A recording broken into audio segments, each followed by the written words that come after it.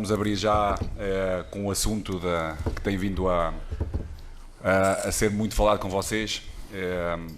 Sabem que e penso que vocês percebem a clareza e a frontalidade que eu normalmente tenho.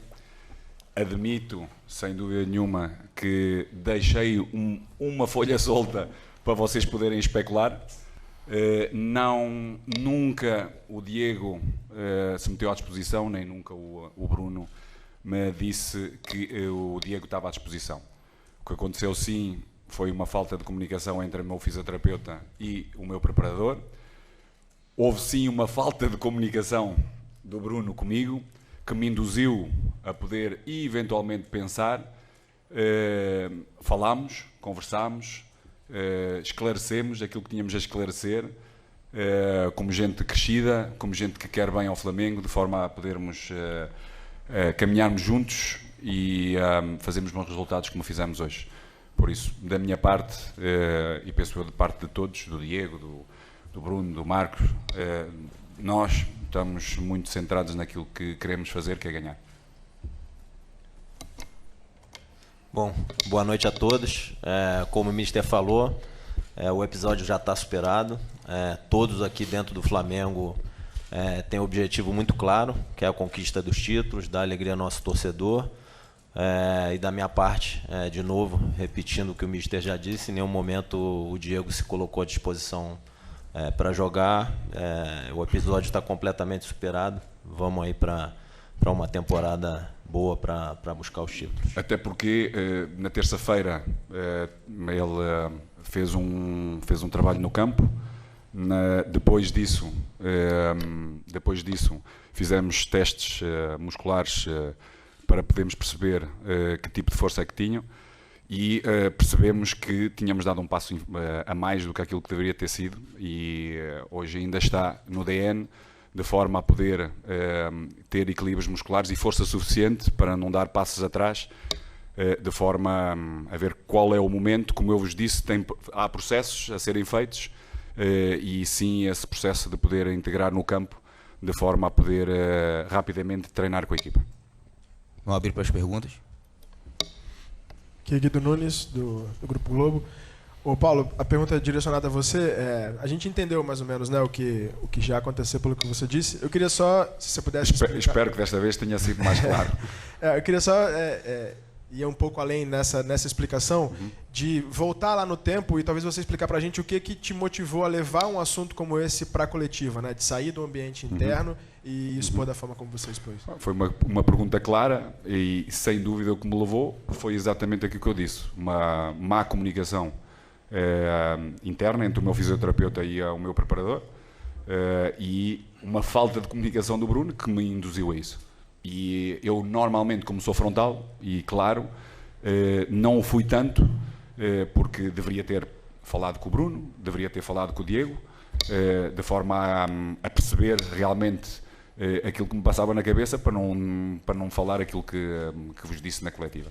Por isso estou aqui a admitir que nenhum deles me tinha dito, nenhum, sem dúvida, e a pergunta me levou-me a isso, muito simplesmente. Boa noite, Paulo, Boa noite. Marcos e Bruno. Eu queria perguntar para o Marcos e Bruno, fiquem à vontade para qualquer um dos dois responder, como administrar assim, eu sei que vocês já falaram que está superado o episódio, mas assim, é uma situação que o Flamengo vem de uma vitória super importante, com contundência, e acontece uma situação com um goleiro que é um dos jogadores mais importantes da história do Flamengo, mas que hoje é o terceiro goleiro do Flamengo. Como evitar novos atritos, novos ruídos na comunicação para não ter problema? E ao Paulo, assim, Paulo, o que houve com o Flamengo no segundo tempo? O Flamengo não teve a mesma volúpia, porque o primeiro tempo foi muito bom, apesar de 1-0, 7 finalizações a 1, volume de jogo, 60% de posse de bola, mas acabou que o Flamengo perdeu um pouco no volume. Obrigado, boa noite. Deixa-me só, senão depois... exatamente aquilo que disse, ou seja, mesmo nós, primeiro, temos um Pedro que, em termos competitivos, não tem tanto volume de jogo para poder manter ritmos também eles elevados.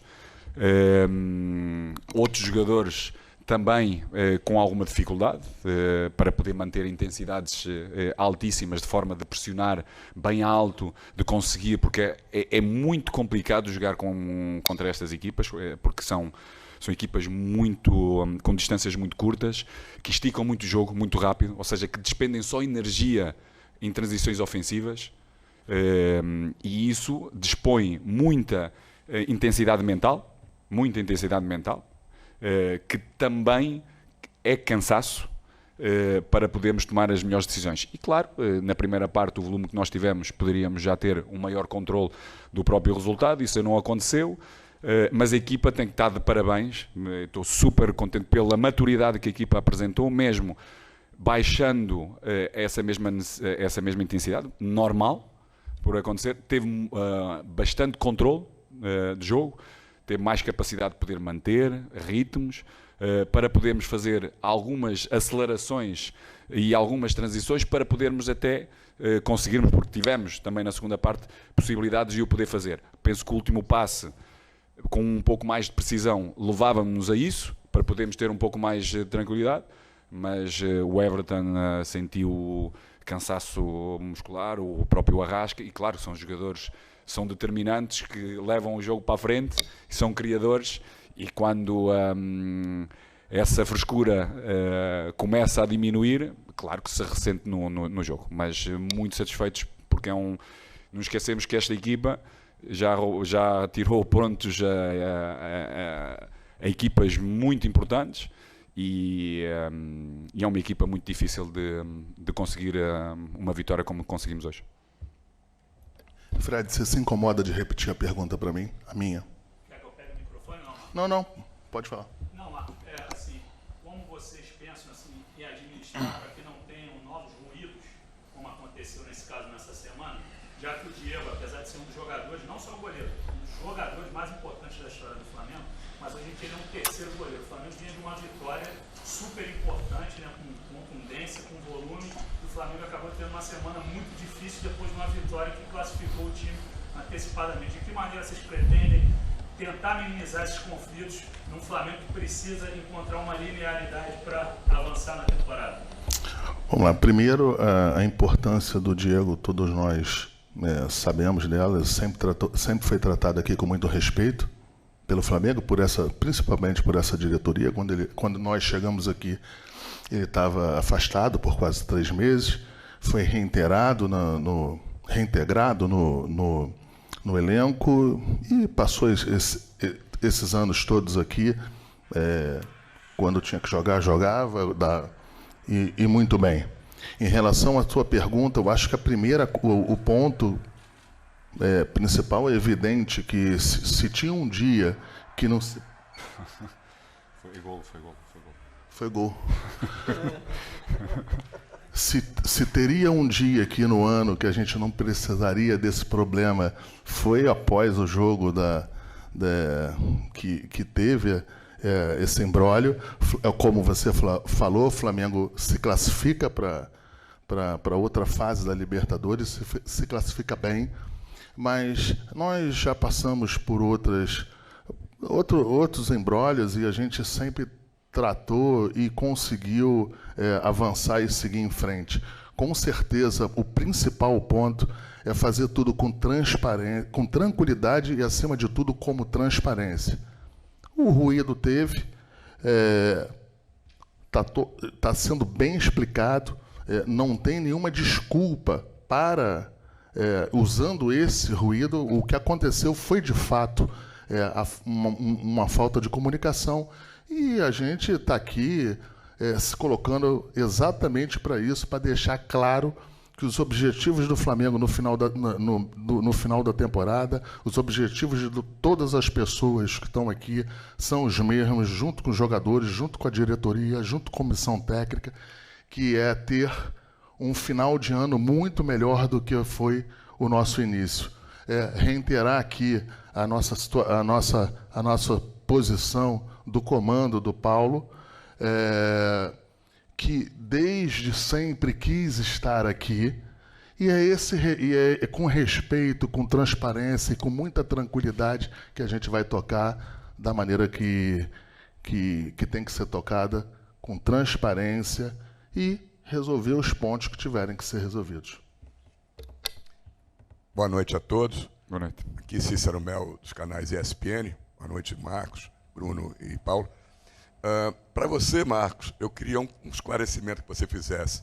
Por que a diretoria do Flamengo demorou tanto para vir a público e, passados os dias, ficou se arrastando essa história, e polêmicas e especulações? Por que vocês, de imediato, não apagaram o incêndio, fizeram isso que estão fazendo hoje, que seria o mais certo, pelo que eu ouço falar, todo mundo dizendo, a diretoria não se posicionou, não ficou à frente do problema rapidamente para apagar o incêndio. E para o Paulo, por favor, o Diego Alves é um dos líderes do grupo, como o Diego Ribas e alguns outros jogadores. Você não teme que episódios como esse e essa declaração que você deu, da forma que deu, possa, que como a gente diz no Brasil, possa causar um problema no vestiário para você perder a confiança do grupo?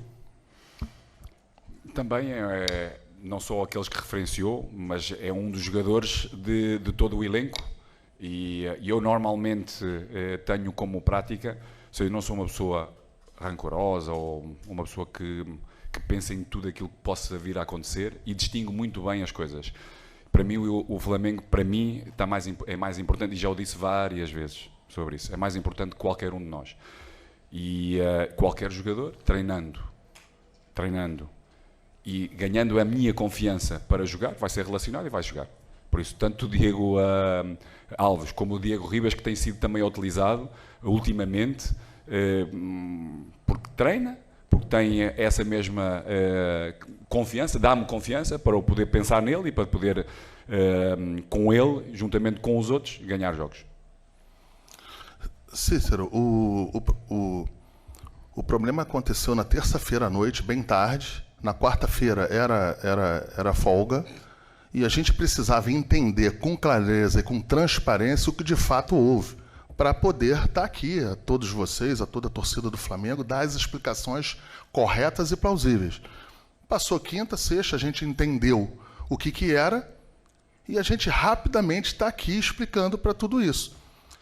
Tanto que talvez não seria o momento para eu e o Bruno estarmos aqui, porque é um pós-jogo, geralmente é o técnico que fala do jogo, do time, de todo o posicionamento, mas como a gente entendeu que deveria ter um esclarecimento claro e transparente, a gente fez logo isso, logo que a gente entendeu que poderia fazer. Talvez não seja no tempo que você entenda que deveria ser. Eu respeito, temos a nossa relação a longa data, eu respeito o teu posicionamento, mas, no meu ver, a gente tinha que, primeiro, com calma, com tranquilidade, entender o processo todo para chegar aqui e dar as posições corretas, para não ter um outro problema de comunicação. Aqui, Marcos Coelho, Rádio Tupi, direcionar para o Paulo essa pergunta. Paulo, é o segundo jogo consecutivo do Flamengo aqui no Maracanã, o segundo jogo que o Flamengo vence, o segundo jogo seguido sem ser vencido pelo ataque adversário, 2 vitórias sem sofrer gols, e 2 jogos com muitas vaias, algumas individuais. Estamos vendo a situação do Hugo, e é nítido também, até na hora do telão, algumas vaias direcionadas a você também, algo que eu acho que na vida do treinador acontece. Enfim, eu queria te perguntar quando e como você acha que esse cenário pode se reverter, e se você acredita que em algum momento você vai sair do Maracanã depois de um jogo e a torcida gritando o teu nome, te ovacionando. Como você vê esse cenário atual e como você espera que seja no futuro? Bom, eu acho que isso já aconteceu. Ou seja, sair ou iniciar com o torcedor feliz. E a cantar também o meu nome.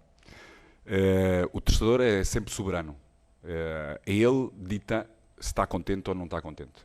Da minha parte, é trabalhar como sempre fiz, com muita honestidade, com tudo aquilo que é o meu conhecimento, meter sempre o Flamengo à frente de tudo, para os poder render felizes. E dar consistência, porque cada vez tenho visto mais a nossa equipa, como iniciou exatamente a sua pergunta, consistente, a defender melhor, boas transições, boa intensidade, movimentos extraordinários, dinâmicas extraordinárias. Podemos fazer mais golos? Podemos. Já na terça-feira passada marcámos 3, mas podíamos ter marcado mais. As nossas distâncias cada vez mais reduzidas, com muita maturidade. Vamos ter algumas dificuldades em alguns jogos? Vamos ter, sem dúvida. Agora, a atitude que nós temos tido leva-nos, ou leva-me a pensar, que vamos ter muito em breve o nosso torcedor muito feliz. Aqui ao fundo, Flávio Vinick, do SBT. Queria saber se o Paulo Souza sai satisfeito com o que viu hoje em campo. A vitória era o mais importante, porque a torcida acabou vaiando o time no fim. Agora, na sua opinião, sai daqui satisfeito por ter vencido? E a posição do time também no Campeonato Brasileiro se preocupa ou acha que é uma questão de tempo para o time se recuperar e pelo elenco que tem subir na tabela? E queria saber do Marcos Braz se o mais importante é a Libertadores, se o foco, a prioridade é a Libertadores, e enquanto vai tudo bem na Libertadores, não precisa nada ser feito. Se é esse o raciocínio, eu estou enganado. Bom, acho que eu respondi à sua pergunta na primeira do seu colega. Acho que a equipa esteve muito bem na primeira parte, muito bem, com intensidades altas, com criação, podemos fazer mais golos. Na segunda parte, quando baixámos a intensidade, sobretudo dos homens da frente, que é normal, e sobretudo dois jogadores que influenciam muito o jogo ofensivo, que têm um compromisso com a equipa, que é o Everton e o Arrasca, de momentos de transições defensivas e no momento de organização defensiva estarem presentes cada vez mais, para podermos ter resultados mais volumosos. Tivemos condições para o poder ser e para podermos controlar muito melhor. A equipa controlou bem, mesmo na parte final, os tempos, de forma a podermos ter outros golos com transições ou com acelerações, com mudanças de velocidade do nosso jogo entre o que é termos o controle do jogo e podermos acelerar, seja nos corredores, seja no corredor central, para podermos acelerar para fazermos golos. O último passo não foi feliz, desta vez, para podermos fazer mais golos e para podermos ter um maior controle. Por isso estou satisfeitíssimo com o resultado e estamos no caminho certo. Em relação à pergunta que se referiu às duas principais competições, é evidente que não.